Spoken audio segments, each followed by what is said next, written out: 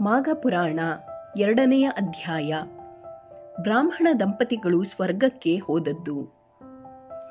ಕೈಲಾಸದಲ್ಲಿ ಮಂಗಳಕರನಾದ ರುದ್ರದೇವರು ಪಾರ್ವತಿಗೆ ಮಾಘಸ್ನಾನದ ಮಹಿಮೆಗಳನ್ನು ಹೇಳಿ ಬಳಿಕ ಅದಕ್ಕೆ ನಿದರ್ಶನವಾಗಿ ಒಬ್ಬ ಬ್ರಾಹ್ಮಣ ಹೆಂಗಸು ಮಾಘಸ್ನಾನ ಮಾಡಿ ಪಾಪಮುಕ್ತಳಾಗಿ ತನ್ನ ಪತಿಯೊಂದಿಗೆ ವಿಷ್ಣು ಲೋಕವನ್ನು ಸೇರಿದಳು ಎಂದು ಹೇಳಲು ಪಾರ್ವತಿಯು, ಸ್ವಾಮಿ, ಆ ಬ್ರಾಹ್ಮಣ ಹೆಂಗಸು ಯಾರು?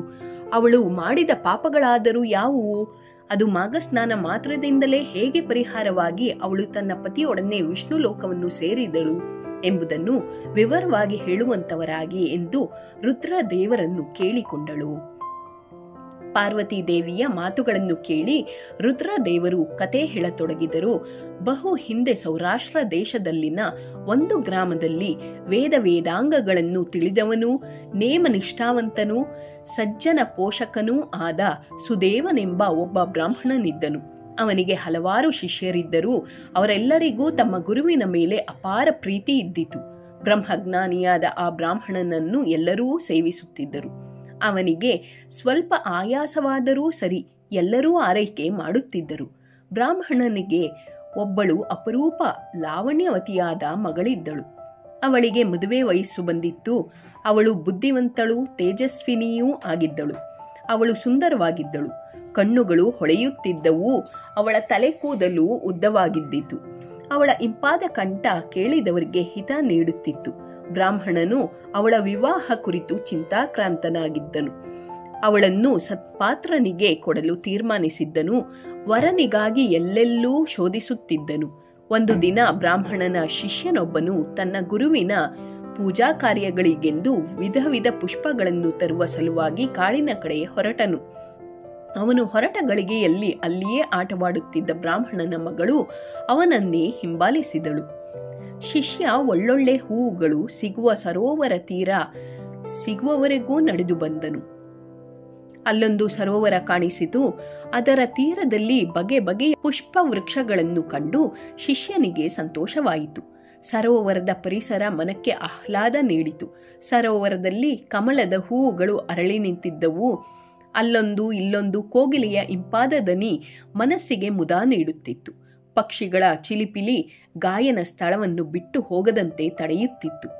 ಶಿಷ್ಯನು ತಾನು ತಂದಿದ್ದ ಹೂವಿನ ಬುಟ್ಟಿಗೆ ಒಂದೊಂದೇ ಹೂವುಗಳನ್ನು ಹಾಕಿಕೊಳ್ಳುತ್ತಾ ನಡೆದನು.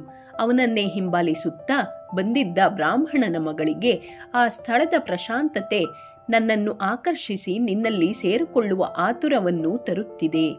ನೀನಾದರೂ ಉತ್ತಮ ಶರೀರವನ್ನು ಪಡೆದು ಸುಂದರನಾಗಿರುವೆ. ನಿನ್ನನ್ನು ಬಯಸುತ್ತಿದ್ದೇನೆ. ಶಿಷ್ಯನಿಗೆ ಇದು ಅನಿರೀಕ್ಷಿತವಾಗಿತ್ತು. ಅವನು ಒಂದು ಕ್ಷಣ ನಡುಗಿಯೇ ಹೋದನು. ವಾಸ್ತವ ಲೋಕವನ್ನು ತಿಳಿಯುವುದೇ ತಡವಾಯಿತು. ಒಂದು ನಿಮಿಷದಲ್ಲಿ ತನ್ನ ಚಿತ್ತವನ್ನು ಸಮಸ್ಥಿತಿಗೆ ತಂದುಕೊಂಡು, ಗುರುಪುತ್ರಿ, ನೀನು ಹೇಳಿದುದು ನಿನಗೆ ಸರಿಯಾಗಿ ತೋರುತ್ತಿದೆಯೇ? ಸೋದರ ಸಮಾನನಾದ ನನ್ನನ್ನು ಬಯಸುತ್ತಿದ್ದೀಯೇ? ಬಿಡು ಬಿಡು, ಇಂತಹ ಹೇಯ ಕೃತ್ಯಕ್ಕೆ ನನ್ನನ್ನೆಳೆಯಬೇಡ. ನೀನು ಸಂಯಮ ತಾಳಿ ಬೇಗನೆ ಇಲ್ಲಿಂದ ಹೊರಟು ಹೋಗು. ಒಂದು ವೇಳೆ ನಾವೇನಾದರೂ ಪರಸ್ಪರ ಒಂದಾದರೆ ಬಾಳು ಪೂರ ದುಃಖಿಗಳಾಗಿ ಕಡೆಗೆ ನರಕದಲ್ಲಿ ಹಿಂಸೆಗೊಳಗಾಗುತ್ತೇವೆ. ನನ್ನ ಗುರುಗಳು ನನ್ನ ಮೇಲೆ ಸಿಟ್ಟಾಗಿ ಶಪಿಸುವರು. ನೀನಾದರೂ ನನ್ನನ್ನು ಬಲವಂತ ಮಾಡದೆ ನಿನ್ನ ತಂದೆ ನಿನಗಾಗಿ ಅರಸುವುದರೊಳಗೆ ಆಶ್ರಮವನ್ನು ಸೇರಿಕೋ ಎಂದು ಉತ್ತರಿಸಿದನು. ಆದರೆ ಬ್ರಾಹ್ಮಣನ ಮಗಳು ಅವನ ಮಾತು ಕೇಳಲಿಲ್ಲ.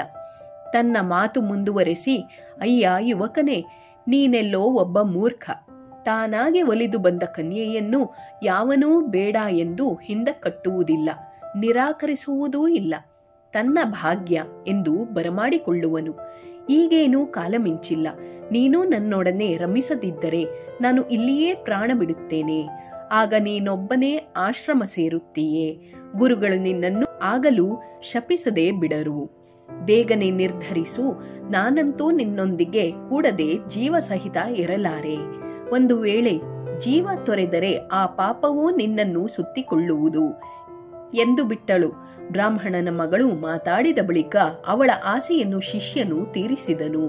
ಸಂತೋಷದಿಂದ ಕೆಲಕಾಲ ಪುಷ್ಪಗಳ ಉಂಡೆ ಕಟ್ಟಿ ಚೆಂಡಾಟ ಆಡಿದರು. ಬಳಿಕ ಹೊತ್ತು ಮೀರಿತೆಂದು ಶಿಷ್ಯ ಬೇಗ ಬೇಗನೆ ಗುರುಗಳ ಬಳಿಗೆ ಬಂದನು. ಹಿಂದೆಯೇ ಬ್ರಾಹ್ಮಣನ ಮಗಳೂ ಬಂದು ಮನೆ ಸೇರಿದಳು.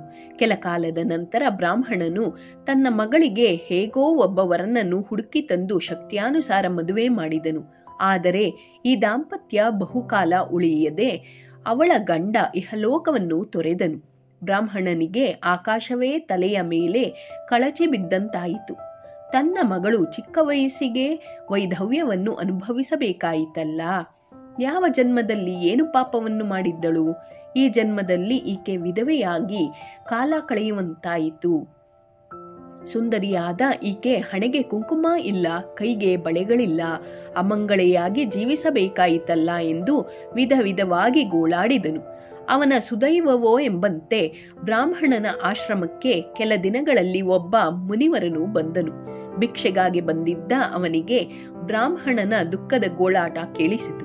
ಮನೆಯನ್ನು ಪ್ರವೇಶಿಸಿ ಮುನಿವರನು, ಅಯ್ಯ ಬ್ರಾಹ್ಮಣೋತ್ತಮ, ನಿನ್ನನ್ನು ನೋಡಿದರೆ ನನಗೆ ಬಾಧೆಯಾಗಿದೆ. ನೀನು ಏಕೆ ದುಃಖಿಯಾಗಿರುವೆ? ನಿನ್ನ ಸಮಸ್ಯೆಯಾದರೂ ಏನು? ಹೇಳು, ನಾನು ನಿನ್ನ ಆ ದುಃಖವನ್ನು ನಿವಾರಿಸುವೆನು, ಚಿಂತಿಸದಿರು ಎಂದನು. ಬ್ರಾಹ್ಮಣನು ಮುನಿವರನನ್ನು ಕಂಡು ಅವನಿಗೆ ಸಾಷ್ಟಾಂಗ ನಮಸ್ಕಾರ ಮಾಡಿದನು.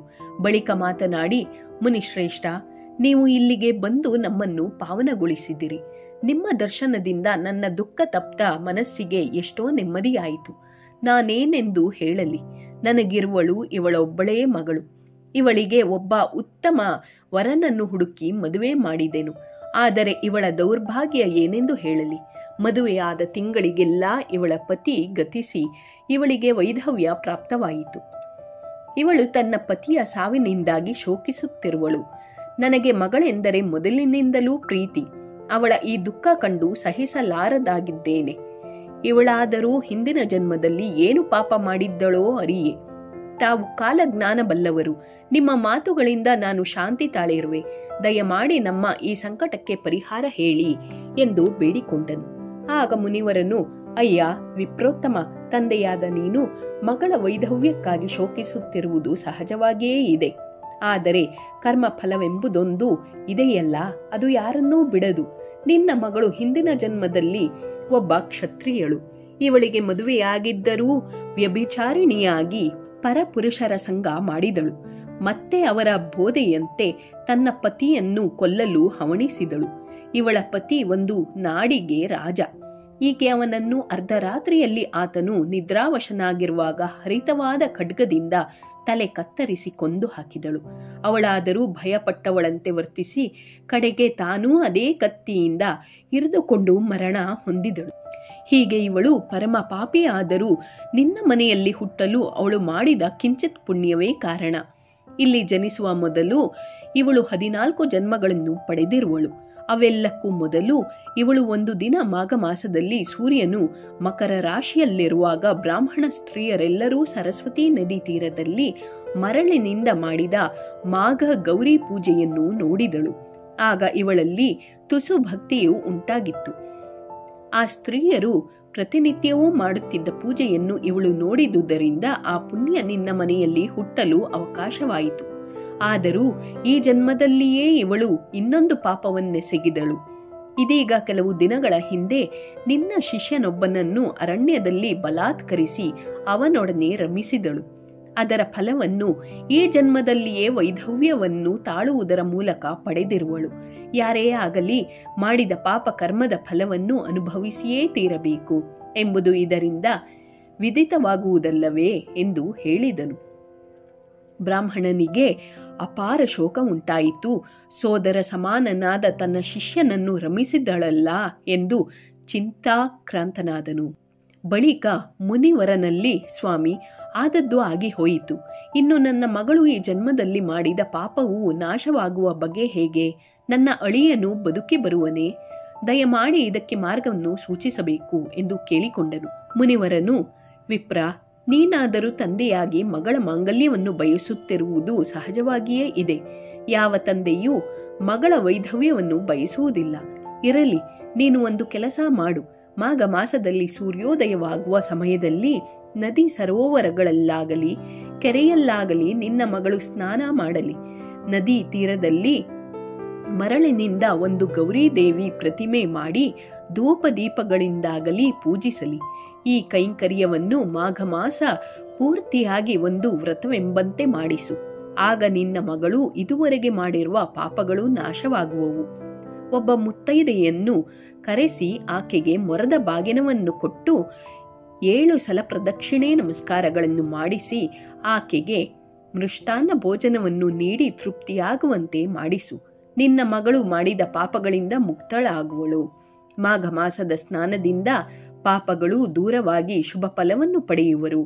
ಅವರಿಗೆ ಇಹಲೋಕದಲ್ಲಿ ಸುಖ ಉಂಟಾಗಿ ವಿಷ್ಣು ಲೋಕದಲ್ಲಿ ಶ್ರೀಹರಿಯ ಸಾನ್ನಿಧ್ಯ ಲಭಿಸುವುದು ಎಂದು ಹೇಳಿದನು. ಬ್ರಾಹ್ಮಣನು ಮುನಿವರನ ಮಾತುಗಳನ್ನು ಕೇಳಿ ಹಿಗ್ಗಿ ಹೋದನು. ಮಾಘ ಮಾಸದ ಫಲವನ್ನು ತಿಳಿದು ಸಂತುಷ್ಟನಾದನು. ಬಳಿಕ ಅರ್ಘ್ಯಪಾದ್ಯಾದಿಗಳಿಂದ ಮುನಿವರನನ್ನು ಸತ್ಕರಿಸಿ ಭೋಜನ ನೀಡಿ ಕಳುಹಿಸಿಕೊಟ್ಟನು. ಮುಂದೆ ಮಾಘ ಮಾಸ ಬರುತ್ತಿದ್ದಂತೆ ಬ್ರಾಹ್ಮಣನು ಸಿದ್ಧನಾಗಿ ಮಾಘ ಮಾಸದಲ್ಲಿ ಮಗಳಿಂದ ಸ್ನಾನ, ಗೌರಿ ಪೂಜೆ, ಮುತ್ತೈದೆ ಪೂಜೆಗಳನ್ನು ಮಾಡಿಸಿದನು. ಮಾಘ ಸ್ನಾನದ ಫಲದಿಂದ ಆಕೆಯ ಎಲ್ಲ ಸಂಚಿತ ಪಾಪಗಳೂ ನಾಶವಾಗಿ ಶುಭವಾಯಿತು. ಆಕೆಯ ಗತಿಸಿದ್ದ ಗಂಡ ಮರಳಿ ಜೀವಿಸಿ ಬಂದನು. ಅವಳು ತನ್ನ ಗಂಡನೊಂದಿಗೆ ಬಹುಕಾಲ ಉತ್ತಮ ಬದುಕನ್ನು ಬಾಳಿ ಅಂತ್ಯದಲ್ಲಿ ತನ್ನ ಪತಿಯೊಂದಿಗೆ ತನ್ನ ಪತಿಯೊಂದಿಗೆ ವಿಷ್ಣು ಲೋಕವನ್ನು ಸೇರಿದಳು. ಪಾರ್ವತಿ, ನಿನ್ನ ಪ್ರಶ್ನೆಗಳಿಗೆ ಉತ್ತರ ಸಿಕ್ಕಿದೆ. ನೋಡಿದೆಯಾ? ಬ್ರಾಹ್ಮಣ ಸ್ತ್ರೀಯು ತಾನೆಷ್ಟೇ ಪಾಪಗಳನ್ನು ಮಾಡಿದ್ದರೂ ಉತ್ತಮವೂ ಆದ ಮಾಘ ಮಾಸದಿಂದ ಒಳ್ಳೆ ಫಲಗಳನ್ನು ಕಂಡಳು. ಮಾಘ ಮಾಸದ ಮಹಿಮೆಯೇ ಅಂತಹುದಾಗಿದೆ. ಸರ್ವ ಮಂಗಳೆಯಾದ ಮಾಘ ಗೌರಿ ಪೂಜೆ ಮಾಘ ಮಾಸದಲ್ಲಿ ಸ್ತ್ರೀಯರಿಗೆ ಅತ್ಯಂತ ಶ್ರೇಯಸ್ಕರವಾಗಿದೆ ಎಂದು ರುದ್ರದೇವರು ನುಡಿದರು ಎಂಬಲ್ಲಿಗೆ ಮಾಘ ಪುರಾಣದ ಅಧ್ಯಾಯ 2 ಸಂಪೂರ್ಣವಾಯಿತು.